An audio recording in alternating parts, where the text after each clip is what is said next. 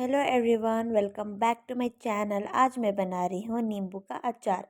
देखिए कितना इजी और टेस्टी रेसिपी है। चलिए देखते हैं इसे बनाने का तरीका।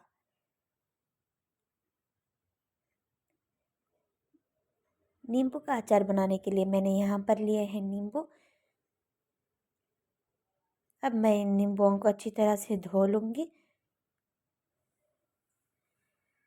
देखिए पानी डालकर मैं इसे धोने लगी हूँ। अच्छी तरह से धोने के बाद मैं इसे एक पतीले में डाल लूँगी। देखिए इसी तरह से सारे नींबुओं को अच्छी तरह से धो रही हूँ। इसी तरह सारे नींबू को धोने के बाद मैं इस पतीले में डाल दूँगी। फिर से एक बार धोकर पानी पतीले में डालकर मैं उबलने के लिए छोड़ रही हूँ ढाँपकर। देखिए हमारे नींबू हल्के से उबल गए हैं। ज़्यादा मत उबालिए, ज़्यादा उबालने से हमारा अचार ज़्यादा दिन तक नहीं रहेगा। देखिए उबालने के बाद मैं इसे एक छन्नी में छान रही हूँ। छानने के बाद इसे ठंडा होने के लिए छोड़ दीजिए। ठंडा होने के बाद मैं यहाँ पर एक नींबू के 4 हिस्से कर रही हूँ। देखिए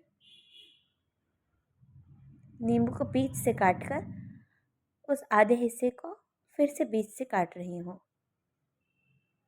इसी तरह मैं सारे नींबुओं को ऐसे ही काट लूँगी। देखिए हमारे सारे नींबू इसी तरह मैंने काट लिए हैं।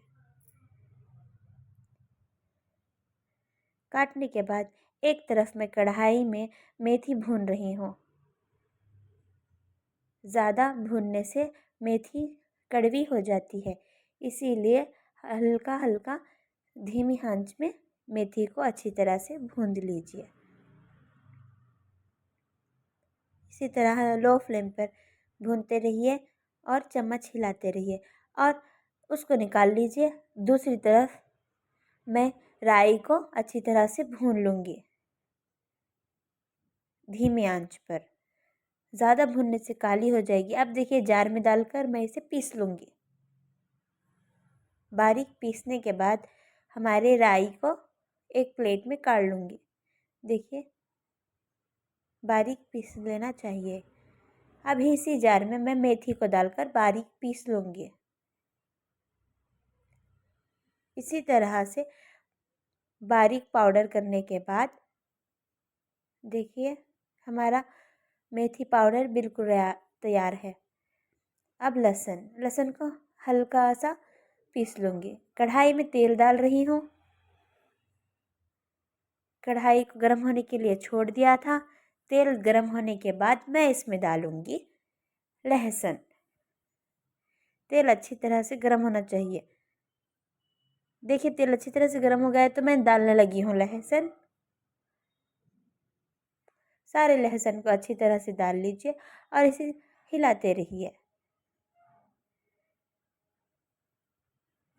देखिए इसी तरह से हिलाते रहिए। हमारा लहसुन गोल्ड फ्राई होना चाहिए।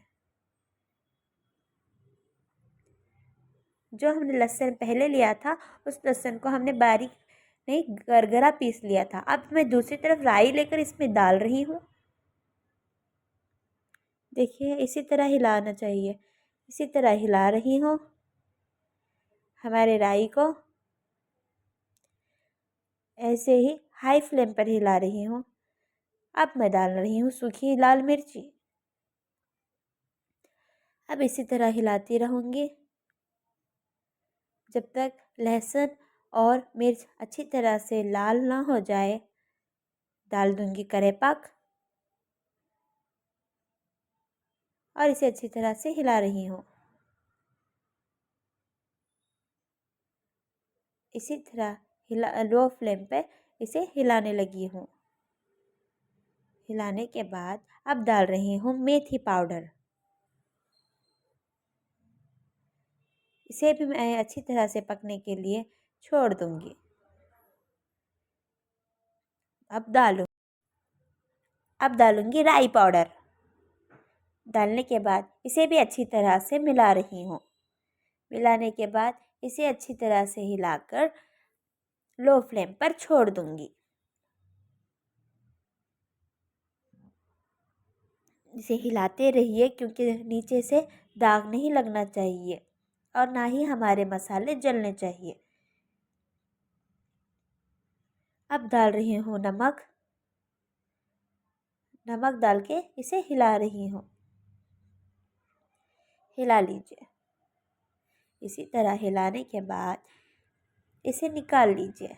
निकालकर हमारी कढ़ाई को ठंडी होने के लिए छोड़ दीजिए। जब बघार थोड़ा ठंडा हो जाएगा तब हम इस बघार को अचार के लिए इस्तेमाल करेंगे। अब डाल रही हूँ लाल मिर्च पाउडर और इसे इसी तरह से हिलाती रहूँगी। बघार कुछ ज़्यादा ठंडा नहीं होना चाहिए और कुछ ज़्यादा गर्म भी नहीं रहना चाहिए। देखिए हमारा बघार बिल्कुल तैयार है। अब मैं नींबू को लूँगी जो हमने पहले काट कर रख लिया था। अब इस बघार को, इस मसाले को हम इस नींबू में डाल देंगे। डालकर अच्छी तरह से हिला लेंगे। ऊपर नीचे करने से मसाला अंदर तक जाएगा। जाने के लिए हमें इसी तरह इसे हिलाते रहना चाहिए। सारे मसाले को इसी तरह से डाल दीजिए और हिलाते रहिए। देखिए मैं सारा मसाला इसमें डाल रही हूँ। अच्छे से डालने के बाद हिलाती रहूँगी। देखिए हमारा मसाला बिल्कुल तैयार है और हमारा अचार भी बिल्कुल तैयार है। अब इसमें कुछ और दूसरे इंग्रेडिएंट्स डालने की कोई ज़रूरत नहीं।